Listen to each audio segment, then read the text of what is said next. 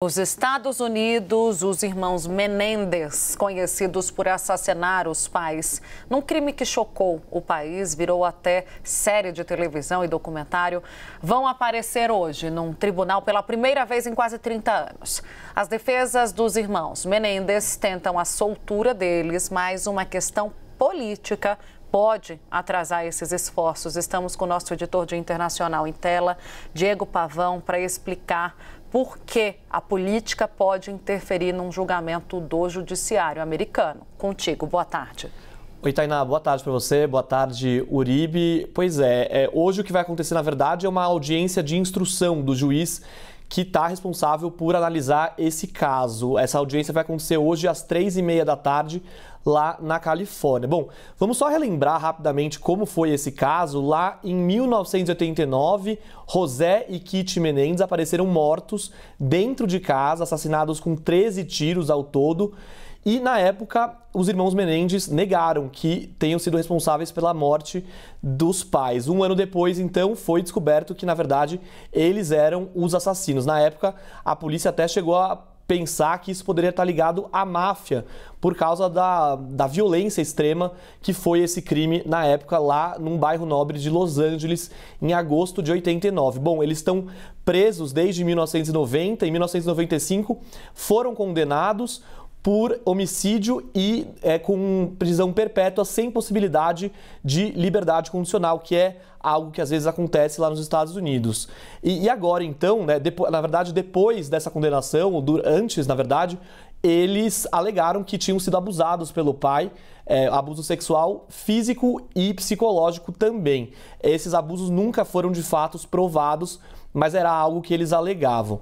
Agora, então, o que se analisa é uma possibilidade deles serem libertados. E aí, eu vou pedir para a gente colocar agora no telão, aliás, na tela, a arte que mostra os 3 caminhos para eles serem libertados. A primeira é a nova sentença, é o processo que está ocorrendo agora.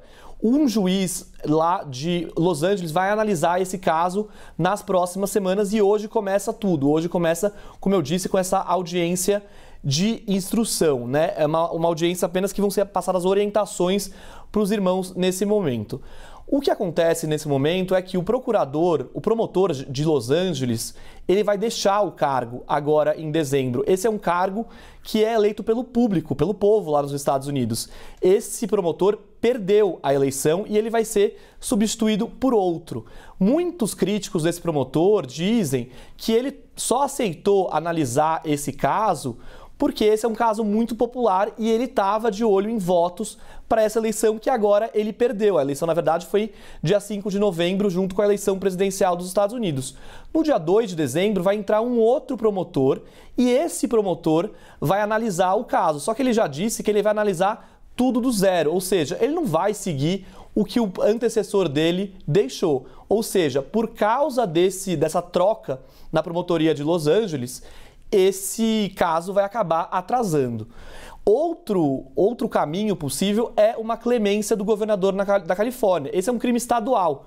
Um governador de um estado americano tem a prerrogativa de perdoar um criminoso por algum motivo. A defesa dele já pediu esse perdão para o governador da Califórnia, só que ele já disse que isso não vai ser analisado, ele não vai decidir isso enquanto esse novo promotor analisar o caso e trouxer o parecer dele.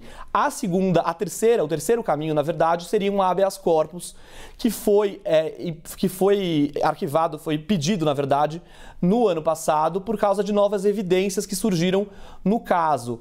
A exemplo de uma carta escrita pelo Eric Menendez, que é o irmão mais novo, em que ele fala desses abusos sexuais, supostos abusos sexuais que teriam sido cometidos pelo pai contra ele, e além disso houve uma fala nova de alguém que diz também ter sido abusado sexualmente pelo José Menendez, que é o pai dos irmãos Menendez.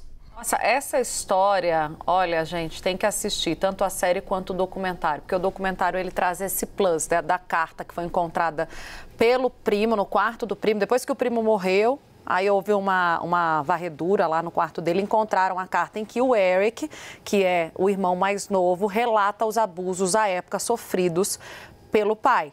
né? E é mais uma evidência para sustentar a revisão da pena. A pena foi prisão perpétua para os dois. Agora estão tentando diminuir a pena e colocá-los em liberdade condicional, com um plus, Gustavo Uribe, com o apoio de celebridades, da Kim Kardashian, por exemplo. Ela estuda direito, eu não sabia, ela foi fazer uma visita ao presídio onde estão os irmãos Menendez, conversar com outros presos. Nessa conversa, ela soube um pouco mais da situação deles e começou a advogar publicamente pela soltura do Eric e do Lyle. Não é, Diego? E o interessante nessa história toda é que o pai da Kim Kardashian foi o advogado do caso O.J. Simpson. E o O.J. Simpson chegou a encontrar com os irmãos Menendez na época em que foi preso.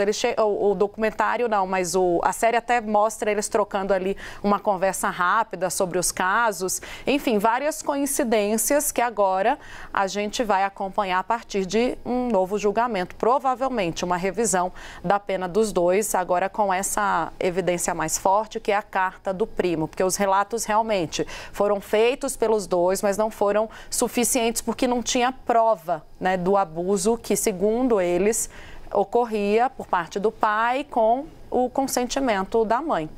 E tem também um ponto interessante, que é o Roy Ex-Menudo, que também disse que foi assediado sexualmente por José Menendez. Então vamos ver como vai ser o fim desse julgamento e se realmente eles podem ser inocentados ou a pena diminuída